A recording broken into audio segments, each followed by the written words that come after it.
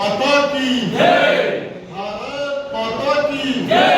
नरेंद्र मोदी गारी नायकत्వం వర్ధిల్లాలి, नरेंद्र मोदी गारी नायकत्వం వర్ధిల్లాలి, మహేష్ అన్న నాయకత్వం వర్ధిల్లాలి, మహేష్ అన్న నాయకత్వం వర్ధిల్లాలి, भारत माता की जय। ఇటీవల జరిగినటువంటి 5 రాష్ట్ర శాసనసభ ఎన్నికలలో ఈరోజు ఫలితాలు వెలువడ్డ తర్వాత యావత్ భారతదేశమే కాదు ప్రపంచమంతా ఇవాళ సంబరాలు జరుపుకుంటా ఉన్నది. ఎందుకోసమంటే నిన్నటికి మొన్నటికి జరిగినటువంటి అనేక రకాల దుష్ప్రచారం, మోడీ ప్రభుత్వం మీద జరుగుతున్నటువంటి వ్యతిరేకత, భారతీయ జనతా పార్టీ మీద ఉన్నటువంటి అక్కసు, ఇవన్నీ పార్టీలు ఒకటైపోయి భారతీయ జనతా పార్టీని అధికారంలోకి రాకుండా ఇలా అడ్డుకోవాలనేటువంటి ఒక కుటిల ప్రయత్నాలు చేసి ఇవాళ మొత్తం కూడా మట్టి కలిసిపోయినటువంటి రోజు. అందరికీ తెలుసు, మనం అస్సాంలో 3వసారి అధికారంలోకి రావడం జరిగింది.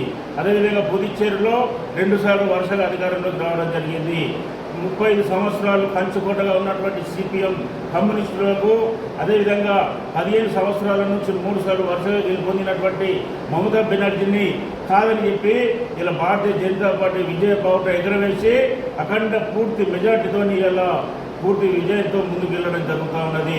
తమిళనాడులో మనం చూసినాం, స్టాలిన్, ఉదయ్ ఎవరైతే తండ్రి కొడుకు సనాతన ధర్మాన్ని బంగాళాఖాతంలో కలుపుతామన్నారో, సనాతన ధర్మాన్ని అనేక రకాల అవహేళనగా మాట్లాడిందో, ఇలా సనాతన ధర్మంతో పెట్టుకున్నందుకు ఇలా కాలగర్భంలో కలిసిపోయినటువంటి సంగతి ఇలా ప్రజలు తగిన బుద్ధి చెప్పడం జరిగింది. అదేవిధంగా ఇలా కేరళలో కూడా భారతీయ జనతా పార్టీకి అనుకూలమైనటువంటి ఓటు బ్యాంకు పెరిగి అనేక రకాలుగా ఇలా అక్కడ ఎన్నడూ లేనటువంటి విధంగా సీట్లు కూడా రావడం జరుగుతున్నది. 5 రాష్ట్రాలలో కూడా భారతీయ జనతా పార్టీకి అనుకూలమైనటువంటి ఓటింగ్ శాతాన్ని పెంచడమే కాకుండా ఈరోజు 3 రాష్ట్రాలలో అధికారాన్ని 2 రాష్ట్రాల అధికారం నిలబెట్టుకొని నూతనంగా పశ్చిమ బెంగాల్లో అధికారాన్ని తీసుకురావడం జరిగింది. రానున్నటువంటి ఇంకా జరగబోయేటువంటి శాసనసభ ఎన్నికలలో తప్పకుండా బీజేపీ గెలుస్తుంది.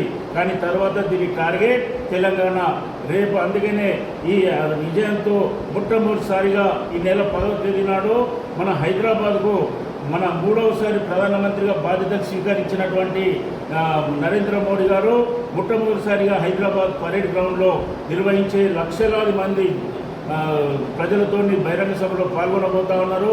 పెద్ద ఎత్తున శంకరామాన్ని పూరిస్తూ ఉన్నాడు. రానున్నటువంటి రోజుల్లో తెలంగాణలో కూడా భారతీయ జనతా పార్టీ విజయాన్ని అక్కడి నుంచి ప్రారంభిస్తారని చెప్పి తెలియజేస్తూ, అదేవిధంగా తెలంగాణలో రానున్న రోజుల్లో భారతీయ జనతా పార్టీ నిర్మల్ జిల్లాలో ఏ విధంగా అయితే ఫలితాలు సాధించిందో తెలంగాణలో అన్ని జిల్లాల్లో కూడా ఫలితాలు సాధించబోతా ఉంది.